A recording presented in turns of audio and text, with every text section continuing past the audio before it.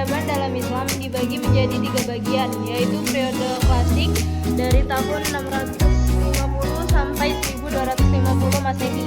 Yang kedua, periode pertengahan dari tahun 1250 sampai 1800 Masehi.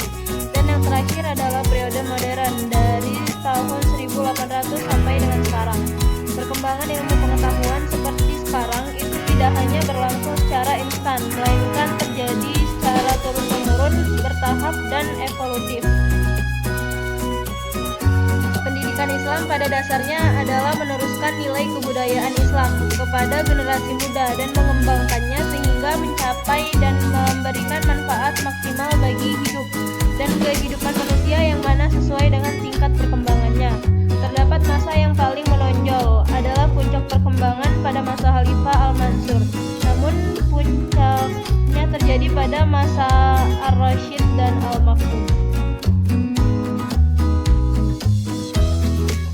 Islamic Study, model Barat dan Orientalis. Etimologi, studi berarti penelitian ilmiah, kajian, telaah, dan riset. Terminologi, usaha sadar dan sistematis untuk mengetahui dan memahami serta membahas secara mendalam tentang seluk-beluk atau hal-hal yang berhubungan dengan agama Islam.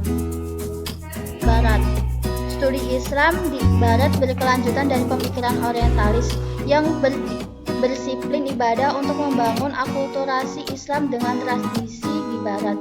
Titik berat pendidikan Islam di Barat bertumpu pada pemikiran atau pemahaman pemikiran rasionalis dari hasil survei atau pengalaman objektif. Orientalis adalah kata serapan dari bahasa Prancis yang asal katanya adalah Orient yang berarti timur secara geografis. Kata ini dapat diartikan dunia timur dan secara etnologis berarti bangsa-bangsa di timur. Orientalis adalah suatu paham atau aliran yang berkeinginan menyelidiki hal-hal berkaitan agama bangsa-bangsa di timur serta lingkungan. Islam sebagai kajian akademik. Studi Islam di sini sebagai suatu disiplin ilmu. Dan setiap disiplin keilmuan mesti jelas objek kajiannya. Maka sudah barang tentu ada yang memposisikan agama sebagai sasaran objek studi atau kajian makna agama Islam. Dalam berbagai aspeknya merupakan objek yang dibahas dalam studi Islam. Dimaksudkan agar umat Islam memiliki pemahaman yang benar dan tepat mengenai agama Islam. Dan kemudian pada gilirannya mereka mampu bersikap dan mengamalkan serta melaksanakan Islam secara benar dan tepat.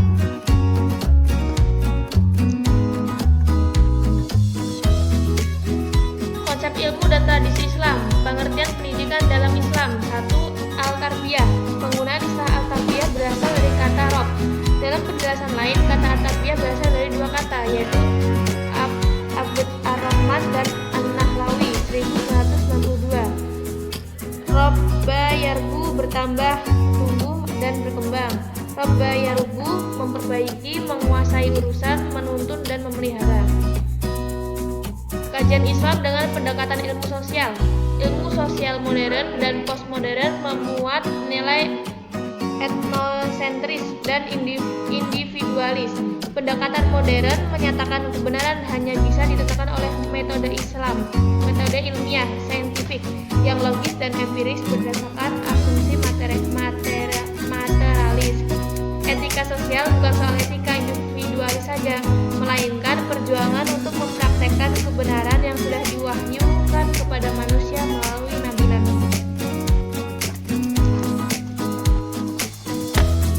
Islam versus ilmu keislaman. Dari segi metodologis, Islam sebagai agama memiliki 2 wajah, yaitu Islam sebagai suatu ajaran dan doktrin, serta Islam sebagai pengetahuan dan fenomena sosiologis. Sisi pertama tidak jarang dianggap sebagai sisi eksklusif atau tertutup, dan sisi lainnya dianggap sebagai sisi eksklusif atau terbuka. Keislaman adalah menyangkut dengan masalah kehidupan manusia di dunia ini, atau yang berhubungan dengan interaksi manusia dengan sesamanya, serta dengan alam semesta. Pembelajaran keislaman menggunakan metode yang ada dalam disiplin ilmu-ilmu kehumaniora sebagai metode historis dan antropologis. Konsep ilmu dalam pendidikan Islam. Yang pertama, al-tarbiyah. Penggunaan istilah al-tarbiyah berasal dari rob. Dalam penjelasan lain, kata al-tarbiyah berasal dari dua kata, yaitu abad dalam Ar-Rahman An-Nahlawi 1992, yaitu ar-rabayarbu, bertambah, tumbuh dan berkembang. Rabayarbu, memperbaiki, menguasai urusan, menuntun dan memelihara. Yang kedua, al-ta'lim. Istilah al-ta'lim telah digunakan sejak periode awal pelaksanaan pendidikan Islam. Rashid Ridha mengartikan al-ta'lim sebagai proses transmisi berbagai ilmu pengetahuan pada jiwa individu tanpa adanya batasan dan ketentuan tertentu. Yang ketiga, al-ta'dib. Istilah al-ta'dib berasal atau berarti pendidikan yang bersifat khusus. Nah, tradisi Islam Nusantara sebagai bagian dari tradisi di Indonesia mengandung nilai-nilai multikultural yang bisa dijadikan basis pendidikan multikular bagi masyarakat yang dikatakan oleh Chairul Mufid 2006. Pemeliharaan dan penghargaan terhadap tradisi Islam Nusantara bisa dipastikan juga merupakan penghargaan terhadap nilai-nilai multikultural. Rekonstruksi ilmu dan Islam. Rekonstruksi ilmu dan Islam adalah upaya membangun eksistensi pendidikan Islam di era modern melalui proses intelektual dan spiritual dengan tetap memperhatikan nilai-nilai Islam. Upaya ini bertujuan untuk memberikan kesadaran terhadap umat Islam melalui pembaharuan metode pendidikan Islam yang disesuaikan dengan perkembangan zaman tanpa menghilangkan dasar-dasar beragama. 4 pertanyaan yang harus dijawab sebagai seorang muslim. Apa yang akan diperbuat dengan pribadi dirinya? Apa yang harus dilakukan terhadap lingkungan fisik atau alam sekitarnya? Yang ketiga, apa makna lingkungan sosial bagi kehidupan pribadinya dan sikap apa yang diambil terhadap lingkungannya? Yang keempat, apa yang akan diperbuat terhadap keturunan atau generasi penerusnya? Kesimpulan, untuk itu peran pendidikan agama Islam dalam dunia akademik tidak hanya diletakkan dalam lingkup pembenaran atau konteks of justification, melainkan yang lebih penting lagi diletakkan dalam lingkup penemuan, yaitu konteks of discovery, visi baru ilmu pengetahuan dan teknologi. Dengan demikian, pendidikan agama Islam sejatinya harus melakukan interaksi, interkoneksi, dan koordinasi dengan pelajaran-pelajaran lain.